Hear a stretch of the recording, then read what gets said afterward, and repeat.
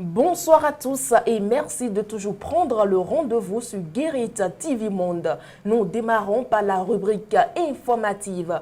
Plusieurs faits de société dont assassinat, arrestation, bagarre, vol et autres ont fait le tour des réseaux sociaux cette semaine. Suivez quelques-uns à travers ce condensé. Reconnu coupable de trafic d'ossements humains, un homme a été condamné à 10 ans de prison ferme par le tribunal d'Abomey-Calavi ce lundi à l'issue de son procès. Selon les faits rapportés par Banuto, c'est au cours du mois de septembre de l'année 2019 qu'un sac a atterri devant un usager de la route dans l'avant du cimetière PK14. L'usager a alerté le voisinage pour constater avec lui le contenu du dit sac. Une fois le colis déballé, les curieux découvrent cet crâne humain. Cherchant dans la foulée à savoir celui qui a pu jeter ce colis par le mur du cimetière, ils ont aperçu le mis en cause en train d'escalader le mur de l'autre côté en sortant du cimetière. Interpellé et confié à la police républicaine, l'inculpé a reconnu les faits qui lui sont reprochés à toutes les étapes de la procédure dans le cadre de l'enquête préliminaire. À la barre, l'accusé a également reconnu les faits mis à sa charge. Il a justifié son acte en déclarant que c'est pour un traitement que le guérisseur traditionnel lui a demandé les crânes humains. Le tribunal d'Abomey-Calavi a condamné l'homme à 10 ans de prison ferme pour trafic d'ossements humains à l'issue du procès. En prison depuis 2019, l'accusé y retourne pour purger le reste de sa peine. Au Nigeria, un jeune identifié sous le prénom Aminou a été mis aux arrêts par la police début novembre. En juin dernier, il avait publié la photo de la première dame du Nigeria avec une légende en Hausa. La traduction du texte donne ceci: « Maman est devenue grosse en mangeant l'argent des pauvres », a-t-il écrit. Après son arrestation, Aminou, qui étudie dans une université de l'État de Jigawa, aurait été emmené à Abuja. Ses parents dénoncent un mauvais traitement de l'étudiant par la police après son arrestation. Sur les réseaux sociaux, les Nigérians ont largement condamné l'interpellation du jeune homme. Amnesty International demande aux autorités de mettre fin à cette détention illégale et s'assure que tous les soupçons de torture et d'autres abus contre lui soient jugés. L'arrestation de Aminou remet sur la table le sujet du contrôle des réseaux sociaux par les gouvernants. Ce jeudi 1er décembre au Sénégal, les débats d'idées ont laissé place à la violence à l'Assemblée nationale. Ami Ndiaye Nyimbi, député ayant dernièrement défrayé la chronique, a reçu une claque de la part d'un de ses collègues. En effet, en prenant la parole pendant la séance pour faire ses observations sur le rapport du projet de budget du ministre de la Justice, le député Massata Samb s'est offusqué d'une attitude de sa collègue Ami Ndiaye Nyimbi. Sitôt après avoir entendu la réplique de la dame, il s'est levé et est allé droit la retrouver à sa place pour lui administrer une gifle. S'en est suivi une bousculade générale ponctuée par des insultes de part et d'autre. Une situation qui a incité le président de l'Assemblée nationale à suspendre la séance sous les yeux du ministre Ismaïla Madior Fall. Ami Ndiaye Nyimbi avait dernièrement défrayé la chronique pour ses attaques frontales. Des députés de l'opposition avaient récemment demandé au président de l'Assemblée nationale des excuses d'elle pour des paroles polémiques sur le guide spirituel. L'opposition reproche toujours à Ami Ndiaye Nyimbi ses propos contre Serigne Moustapha Sy, guide moral des Moustachidines et président fondateur du Parti de l'Unité et du Rassemblement. On finit aux États-Unis où un jeune garçon a tué sa mère de 44 ans le 21 novembre dernier à Milwaukee. Dans la plainte déposée contre lui par sa famille, il est rapporté que le garçon était en colère contre sa mère parce que cette dernière ne lui aurait pas laissé avoir accès à son compte Amazon plus tôt.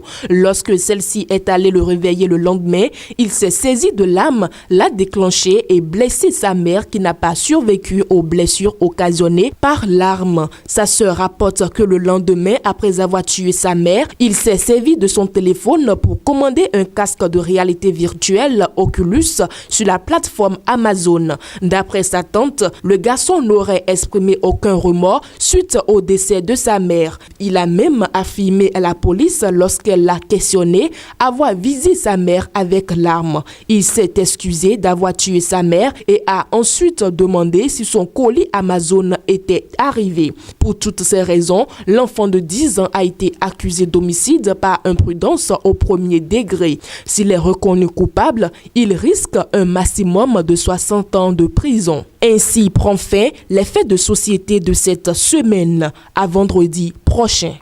En Côte d'Ivoire, l'enrôlement de l'ancien président Laurent Gbagbo fait des mécontents. Ce dernier s'est enrôlé sur la liste électorale de la Commission électorale indépendante CEI mercredi 30 novembre 2022 dans le cadre des législatives de 2023. Pour en savoir plus, suivons Evelyne Dossou.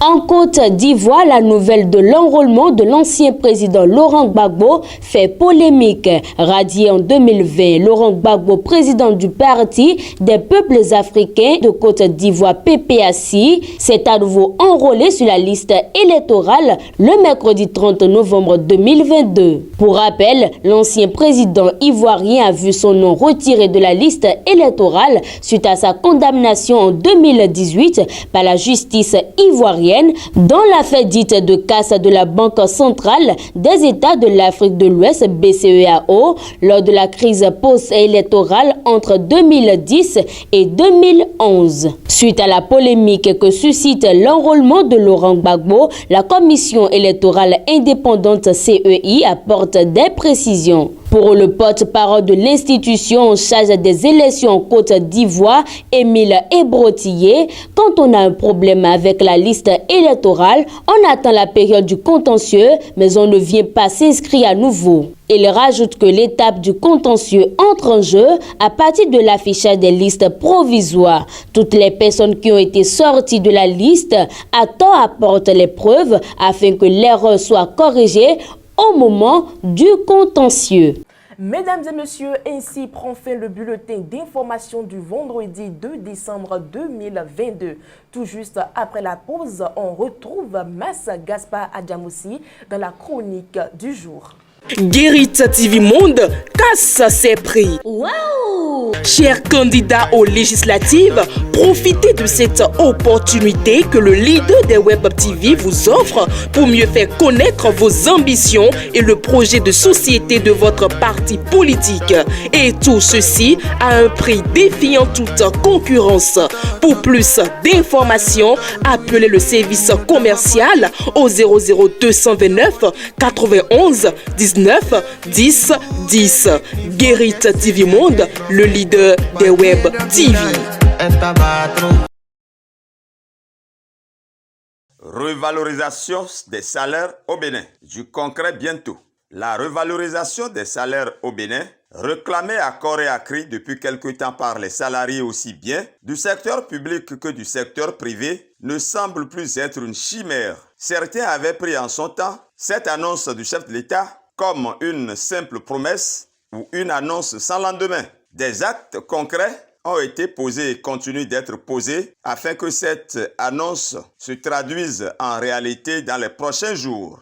Le scepticisme noté auprès de certains Béninois pourrait bien se traduire bientôt en une réalité. Déjà, une première rencontre le 26 avril 2022 entre le président de la République entouré de ses ministres d'une part et les confédérations syndicales représentatives et les organisations des employeurs d'autre part avait permis déjà d'avoir une idée de ce que pourra être cette revalorisation salariale. D'une part, il y aura la revalorisation des salaires et d'autre part, la revalorisation du salaire minimum interprofessionnel garanti SMIG. Après cette rencontre du 26 avril, toutes les parties concernées par ce dossier se retrouveront à nouveau devant le chef de l'État le mardi 6 décembre prochain autour de la table de discussion, de chaudes négociations et discussions, des compromis et du consensus en perspective. Les fruits tiendront-ils la promesse des fleurs? L'espoir d'un heureux aboutissement est-il permis? Tout porte en tout cas à le croire.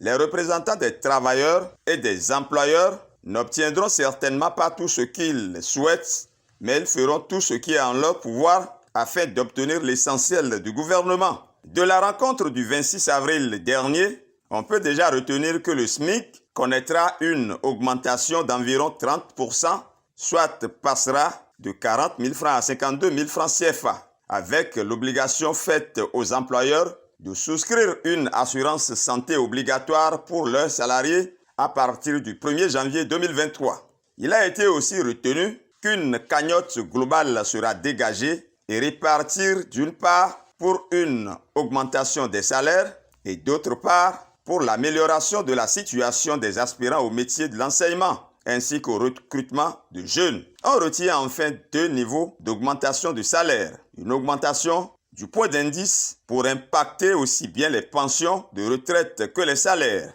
Une autre augmentation différenciée des salaires et des pensions par palier de manière à impacter fortement les bas salaires et moins fortement ou moyennement les salaires élevés. Certains murmurent déjà que les salaires du mois de décembre seront positivement impactés par cette revalorisation. Plus que de l'espoir donc, les fonctionnaires béninois sont presque convaincus que cette revalorisation des salaires sera très bientôt du concret. Le hautement social annoncé donc et promis par le chef de l'État au début de son second quinquennat est peut-être sur le point de prendre véritablement son envol.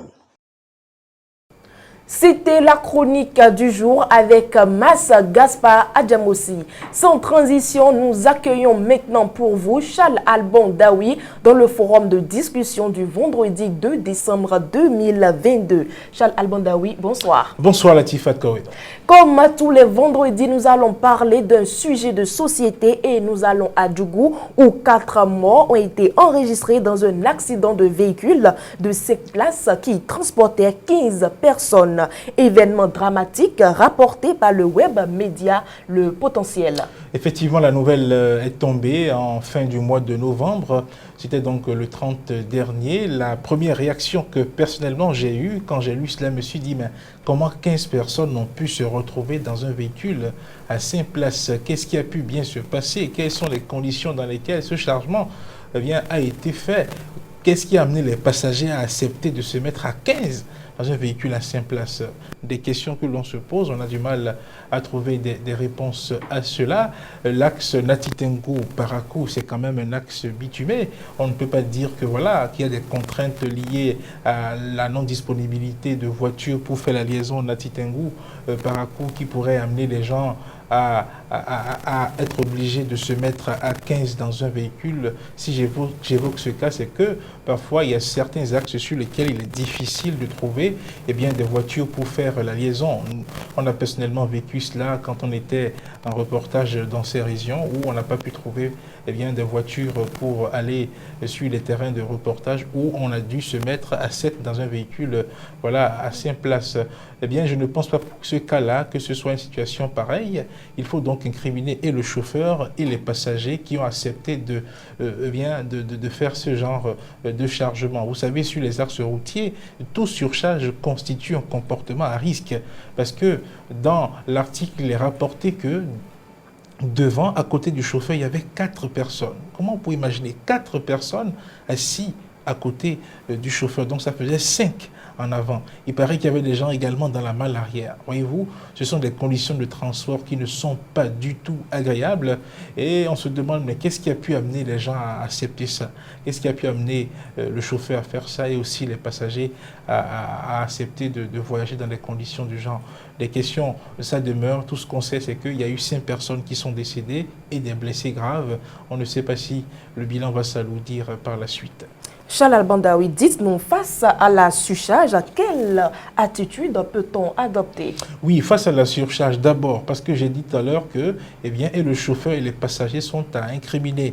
Les passagers, lorsque vous voulez monter à bord d'un véhicule et que le chauffeur, pour des raisons économiques liées à lui trouve qu'il doit se faire de l'argent, il doit faire de la surcharge, je pense que les passagers doivent unanimement dire non, refuser que ça se passe ainsi, parce que c'est la vie de tout ce qui est ainsi en jeu. Et donc, en dehors des passagers qui doivent riposter, qui doivent dire non à ce genre de situation, les chauffeurs qui ne vont pas manquer de faire la surcharge, je pense que les forces de sécurité publique, notamment la police républicaine, doit relancer la répression de la surcharge sur nos axes routiers. Sinon, la surcharge qui constitue un comportement à risque sur nos routes, risque de faire encore des morts sur nos routes, ce que nous ne souhaitons pas, surtout que nous sommes en train d'aller vers la fin de cette année et c'est une période très sensible. Il faut que la police républicaine puisse prendre ses dispositions et commencer donc à réprimer sans complaisance la surcharge.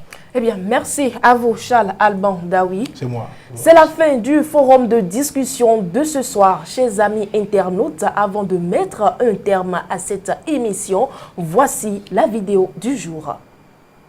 So what's up guys? Tuturuan ko kayo paano mag-karate. Oh, gobi. Sipa. Oh, talon. Sandang ka lang. Oh, grabe. Oh, galing. Oh. Wala mo. Ay mo. Oh. Tableng. Oh. Steak. Oh. Si tout le monde sait où tu vas, tu n'arriveras jamais à destination. Laisse-les croire que tu dors. Mesdames et messieurs, ainsi prend fin votre émission Tour d'horizon. Merci de votre attention et excellent week-end à tous.